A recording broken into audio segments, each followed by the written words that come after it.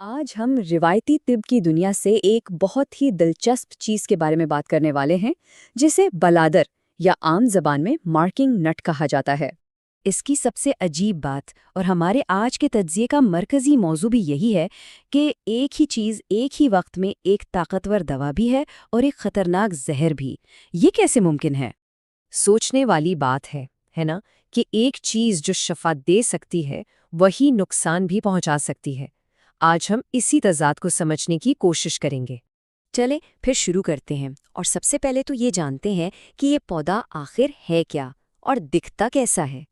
तो इसका आम नाम है मार्किंग नट। साइंसी ज़बान में इसे सेमीकॉर्पस एनाकार्डियम कहते हैं और ये बुनियादी तौर पर हिंदुस्तान में पाया जाता है। देखने में तो ये बड़ा मासूम सा लगता है, दिल की शक्ल का, काला सा फल और अंदर से मीठा और सफ़ेद गूदा। यानी पहली नजर में कोई भी इसे एक आम बेजरर फल ही समझेगा। लेकिन कहानी में ट्विस्ट यहीं आता है। जैसे ही इसे दबाया जाए, इससे एक काला शहद जैसा गाढ़ा रस निकलता है और यही रस जहरीला है। अच्छा, एक तरफ तो ये जहर है, लेकिन दूसरी तरफ इसकी एक बिल्कुल मुख्तलिफ तारीख भी है। यानी एक ताकतवर इलाज के तौर पर इसका इस्तेमाल।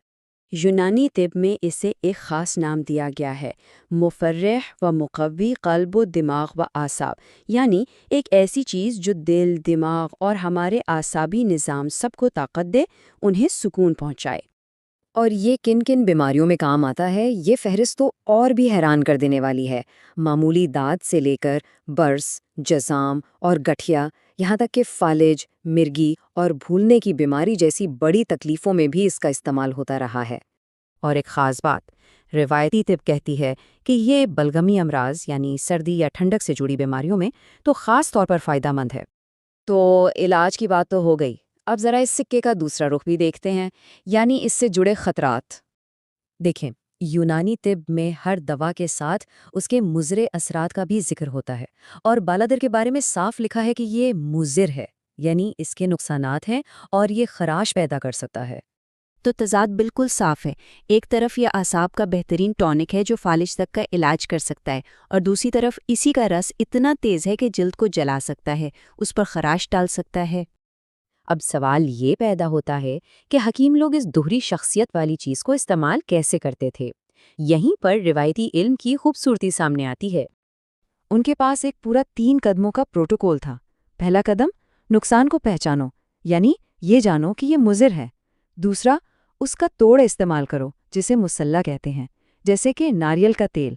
और तीसरा, अगर ये इस्तेमाल नहीं करना तो उसका मुतबादिल क्या है, यानी उसका बदल कौन सी जड़ी बूटी है, ये भी मालूम होना चाहिए। कितना ज़बरदस्त निज़ाम है ना? और आज की साइंस भी हमें बताती है कि ये इतना ताकतवर क्यों है। इसके अंदर कार्डरॉल, एनाकार्डिक एसिड और फिनॉल्स जैसे केमिकल्स होते हैं जो इसके अच्छे और बुरे दोनों असरात की वजह बनते हैं।